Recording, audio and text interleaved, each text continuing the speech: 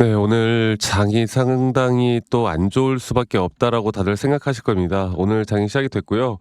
어제 미국 나스닥 장이 여러분들 뭐 한국 iShares ETF 시장도 하락을 했고 뭐 전반적인 빅테크 기업들이 대부분 다 3% 4% 가까운 급락이 나왔고요. 그리고 보시는 것처럼 나스닥이 2.4%, 반도체 지수가 거의 1.68%, S&P 500이 2% 가까이 또 중요 구간들에 대한 지지선까지도 이렇게 이탈하는 모습으로 상당히 큰 폭의 하락이 나왔어요. 자, 그러다 보니 어제 사실 우리나라 넥스트 거래에서 일찍이 삼성전자가 좀 크게 하락을 했고요. 지금도 아직까지 약세를 보이고 있는데 또 일단 오후 시장을 좀 봐야 될 것 같아요. 그리고 선물 시장이 다시 한번 좀 반등을 더 크게 좀 해줄 것인가에 대해서 우리가 좀 봐야 될 것 같고 일단 어떤 일들이 발생을 했나 그리고 또 시장을 우리가 알아야 되겠죠. 제가 어저께 일단 미국 증시가 급락을 하고 또 우리나라 넥스트 거래에서 이렇게 하락이 크게 나왔던 이유가 딱 그겁니다. 두 가지 정도로 볼 수가 있겠는데 미국 트럼프 대통령이 그린란드를 둘러싼 지정학적 리스크 이런 외교 통상 갈등이 어제 가장 큰 부분이었고요.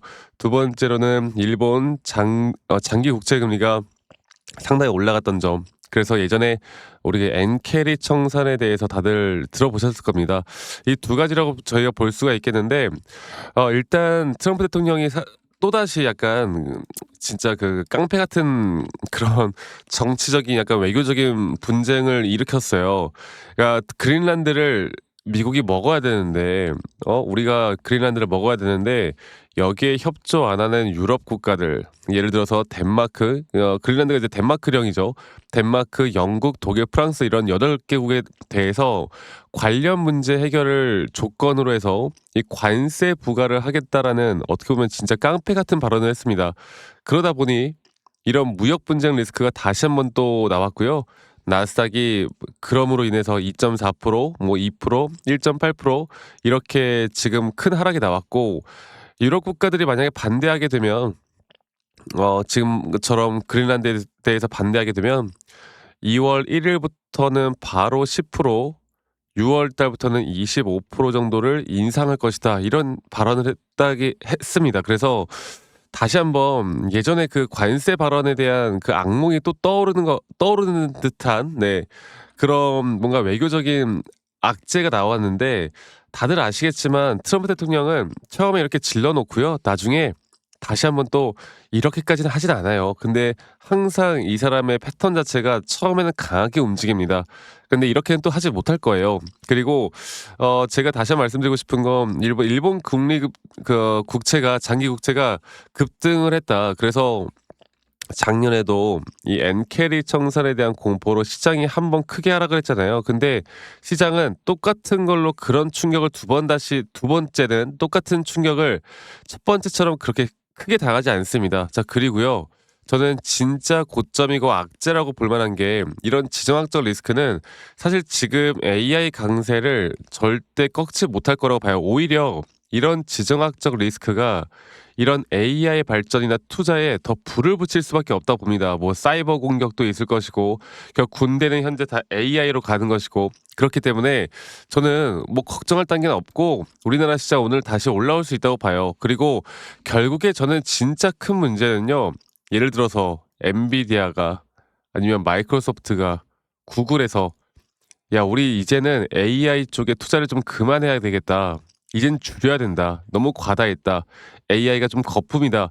이런 이야기가 이런 빅테크 CEO들 혹은 그런 사회적인 분위기가 조성이 될 때 그때 우리가 다 팔고 떠날 때라고 저는 생각을 하거든요. 근데 아직 최근에 TSMC가 시설 투자에 80조를 투자한다는 내용들, 뭐 여러 가지 AI 쪽에 대한 앞으로 실수요가 더 커질 수밖에 없다는 내용들, 또 그 와중에 가장 직접 수혜를 볼 수 있는 게 바로 삼성전자이듯이 저는 절대 지금 우리가 여기에 대해서 고민할 때도 또 걱정할 때도 아니다라는 걸 여러분들께 말씀을 드리고 싶어요. 그래서요, 오늘 장 마감까지가 어떻게 되는지를 보고 이게 상승을 하든 하락을 하든 그런 상승에 대한 앞으로의 대응과 하락에 대한 대응들이 절대 매도 관점으로 볼 때는 아니라는 거예요.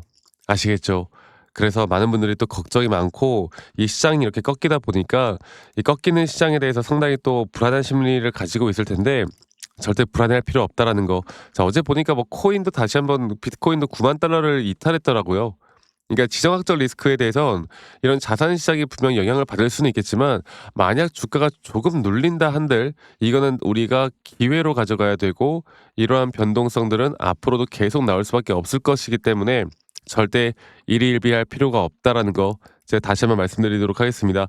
자, 오늘은 뭐 좀 준비를 해 왔어요. 제가 어제도 그 낸드 플래시나 SSD 이 공급에 대한 또 가격이 앞으로 올라갈 수밖에 없는 부분들, 또 D램이랑 HBM이야 뭐 말할 것도 없고 여러 가지 삼성에 대한 재료들도 상당히 많기는 한데, 지금 이런 시장 상황에서는 뭐 우리가 또 너무나 좋은 거 다 아니까 결국 시장을 계속 좀 더 추가적으로 좀 판단하면서 오히려 이 시장에 대한 분위기를 읽고, 두 번째로 기술적인 판단을 우리가 어떻게 해 나가는지가 가장 중요하다라고 말씀을 좀 드리고 싶어요.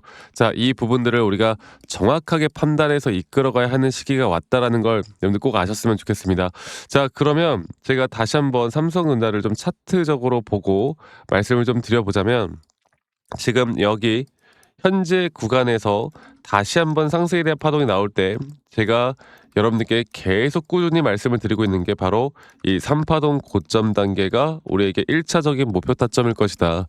그리고 이 1차적인 목표에 대한 타점은 지금 나오는 단기적인 이 파동의 5파 고점 단계가 우리에게 목표가일 것이고, 만약 여기 구간에서 주가 눌린다라고 했을 때 그 눌림목 자리에 대한 반등 자리 또한 그렇게까지 크게 떨어지지 않을 것이기 때문에 우리가 두 가지 정도에 대한 시나리오를 볼 수가 있겠고요. 이 시나리오를 보더라도 앞으로 하방에 대한 시나리오를 볼 만한 자리는 아직 안 나왔기 때문에 괜찮습니다. 너무 그렇게 악재다라고 생각하지 마시고요. 분명 1차 목표가가 나온 뒤에 저는 한 번 정도 큰 눌림 자리는 나올 거라 봐요. 그리고 2026년도에도 이러한 등락폭들은 앞으로도 계속 되어 갈 거고, 이런 등락폭들에 대한 대응을 내가 어떻게 해 나갈 수 있느냐에 따라서 앞으로 우리의 수익의 계좌는 더 크게 올라올 수 있을 것이고, 이러한 조정들이 나오더라도 우리가 흔들리지 않고 더 추가적으로 끌고 갈 수 있을 겁니다. 아시겠죠? 자, 앞으로 저는 이런 중요한 타점들, 또 시장에 대한 부분들을 여러분들과 계속 같이 만들어 나가면서 이런 라이브 영상이나 또는 타점에 대한 영상들을 다 같이 공유를 해 나갈 거고요. 또 우리 직장 다니시는 분들 혹은 자영업 하시는 분들이 또 매번 이런 영상들을 보기가 쉽지가 않기 때문에 제가 영상을 좀 찍기 전에 여러분들께 다이렉트로 제가 문자로 안내를 해 드릴 예정이고, 앞으로의 매수나 앞으로의 매도에 대한 타점들이 나올 때 제가 누구보다 빠르게 다 공유를 해 나가도록 하겠습니다. 아시겠죠? 그래서 그 부분들은 이 밑에 있는 제 번호로 삼성전자의 삼성이라고 저에게 문자 한 통 남기시면 되겠고, 남기신 분들 제가 한 분도 빠짐없이 다 소중하게 저장을 해 놓을 거예요. 그리고 제가 소중하게 한 분도 빠짐없이 다 저장을 해 놓은 다음에 일괄적으로 제가 안내를 해 드릴 거니까 많은 분들 꼭 참여를 하셨으면 좋겠습니다. 앞으로 진짜 고점이 나온 건지, 그리고 내가 진짜 여기서 매도를 해야 되는 건지, 내가 언제 매도를 해야 되는 건지, 이런 것들을 같이 알아가는 시간을 가져가다 보면 좋은 결과 분명히 있을 거고요. 그리고 저한테 가끔씩 이제 감사하다고 뭐 기프트콘이나 커피 쿠폰, 치킨 이런 거 보내시는 분들 꽤나 있으신데, 제가 이런 거 받지 않습니다. 여러분들 대신 여러분들의 구독 그리고 여러분들의 좋아요가 저에게 가장 또 큰 힘이 되기 때문에 구독과 좋아요 한 번씩만 눌러주시는 거, 이것만 여러분들 꼭 기억해 주시길 바라겠고요. 삼성전자의 삼성이라고 남기시는 거 잊지 마시고 많이 꼭 참여해 주시길 바라겠고, 그리고 아니 너가 그렇게 타점을 또 잘 잡고 잘하면 너 혼자 하면 되지 왜 이런 걸 다 같이 공유를 또 하느냐, 이렇게 또 말씀들을 많이 하세요. 근데 여러분들, 저는 혼자 너무나 잘하고 있고요. 저는 미증시나 또는 코인 시장까지 전반적인 시장을 공부하고 있고, 이렇게 시장을 공부하다 보면 개별적인 종목에 대한 타점을 잡아 나가는 게 어렵지가 않습니다. 네, 저도 마찬가지로 여러분들께 말씀드리고 싶은 게 결국에 그런 거거든요. 저도 이제 주식 초보 시절에 정말 많은 우여곡절들이 있었어요. 뭐 남들 따라서 매수도 해보고, 뭐 남들 따라서 매도도 해보고, 남들이 좋다고 하는 거, 나쁘다고 하는 거, 그리고 예를 들어서 재무제표 보거나 뉴스 기사 보고 맹신해서 투자를 하다가 정말 많은 빚을 져봤습니다. 그런데 제가 이러한 것들을 극복할 수 있었던 건, 첫 번째로 시장을 항상 공부했던 거, 두 번째로 나만의 기준 그리고 나만의 원칙을 지켜 나왔던 거, 이게 저에게 가장 중요한 부분이었고, 앞으로도 여러분들과 이러한 부분들을 계속 함께 같이 만들어 나갈 예정이니 앞으로 저와 함께 해 나가시면 좋은 결과 분명히 있을 겁니다. 자, 그리고 영상 끝까지 시청하시면요. 앞으로 우리가 어떤 식으로 또 매수 타점을 잡고 또 어떻게 매도에 대한 타점들을 잡아 나갈지, 또 앞으로 어떤 종목들을 또 어떻게 만들어 나갈지, 여기에 대해서도 한 번 더 이야기를 해 드릴 거니까 여러분들 영상 끝까지 꼭 시청하시길 바라겠습니다. 아시겠죠, 여러분들?